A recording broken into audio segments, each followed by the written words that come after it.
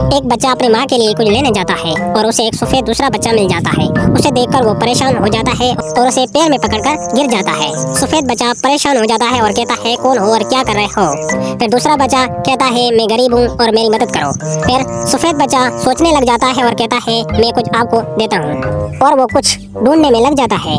इधर उधर देखकर उसे कॉर्न का फसल मिल जाता है और उसके दाने निकालकर उसे देने जाता है। बच्चा कॉर्न के दाने को देखकर बहुत खुश होता है और उसी से लेकर घर तरफ रवाना हो जाता है।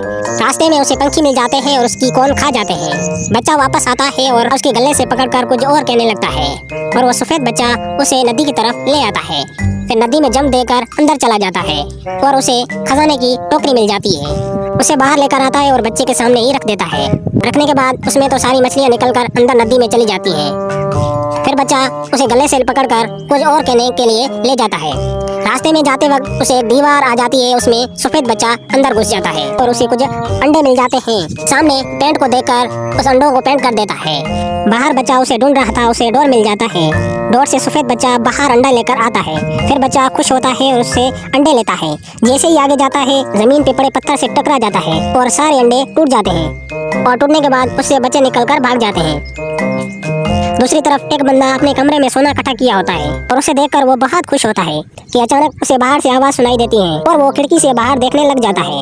उसे वही बच्चे नजर आ जाते हैं और उनमें से सफेद बच्चा पकड़ने जाता है। सफेद बच्चे को पकड़कर अंदर कमरे में ले आता है और उसके जिस्म से हाथ लगाता है।